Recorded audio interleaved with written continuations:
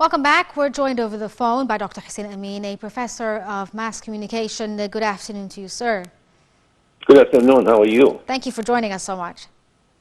Thank you for inviting me. Can you tell us a bit about your take of the forum that was held because of higher education and the importance and significance of it on the higher education here in Egypt? Well, the forum is a great platform that was introduced in 2019, and the forum this year that is happening now, attended by a number of prestigious international universities, as well as international agencies and organizations. Yes. This platform, of course, consists of so many wonderful universities, well-known agencies, and all together, they work as a think tank of what are the needs of higher education and scientific research in the future for not only countries like Egypt, but also other countries in the region. So it is important for all the minds of this prestigious think tanks to come together and discuss this kind of issues that we face and introduce some sort of solutions to what we need in the near future, because things are changing rapidly. As we all have witnessed, that information technology is taking over, as well as telecommunication, especially in the age of the pandemic. And,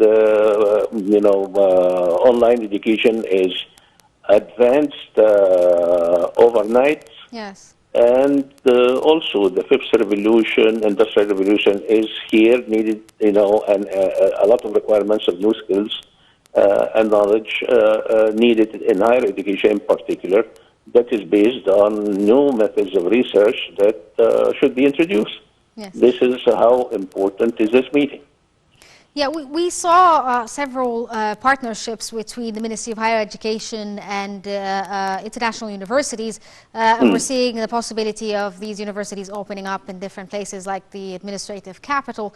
But what do you think are the plans for state-run universities? Is there going to be some sort of overhaul when it comes to the curricula there? For the national universities? Yes. National universities must, adapt a new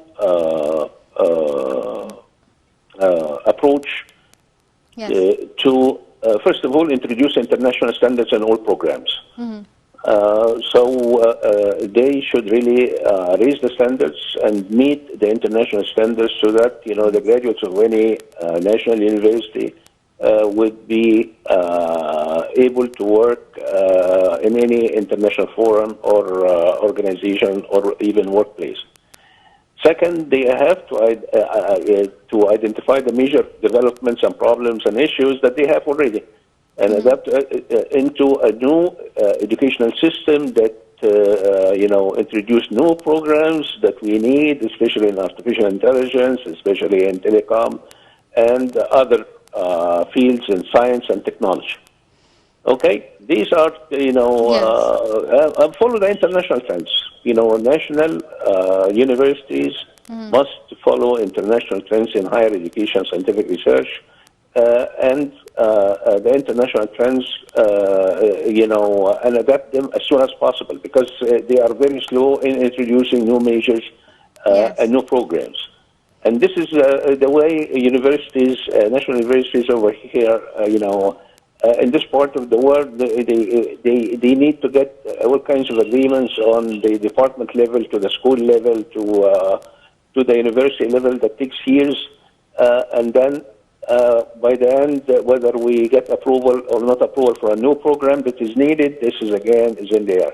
So they have to document through research that this is an international trend and we need to adapt, and therefore, they have to introduce it as fast as possible. The last point, I think, with international universities, they need to introduce training, because they cannot really change to a new curriculum. As you have stated earlier in this discussion, without training the faculty and the staff. The major training on different levels for each specialization is needed. So faculty, they are not, there is no ending for learning for faculty. So they have to be, every year new courses that the faculty must be trained in, as any international university with specific reference to the United States and Europe, if you would like to be advanced as universities in the United States and Europe. Yeah, well, since we're going to talk about international universities and all of that, since the Higher Education Ministry partner up with several international universities, we've started to see a significant decrease in the number of students who are traveling abroad for education. What do you think this effect will have on the job market here, and why is this something that the government is striving for? This is excellent idea to attract those who are seeking international education outside of Egypt and Europe in particular, generally speaking, and in the United States specifically, some universities and sub-majors that they have an excellent reputation in their specialization and wonderful ranking.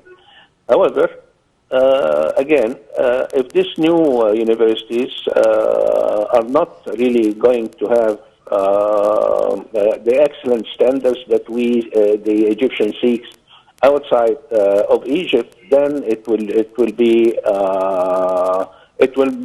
not really serve the purpose of having them open new campuses in Egypt. This has to do with the role of the minister and the Ministry of Higher Education with regard to looking on even branch campuses and see the kind of education. Does it really meet the same graduates of the same school in its original country or not? If yes, then this program is a successful program and it serves the purpose of really serving Egyptians over here. If not, then we have to rethink and rediscuss the issue of really sending Egyptians outside. But the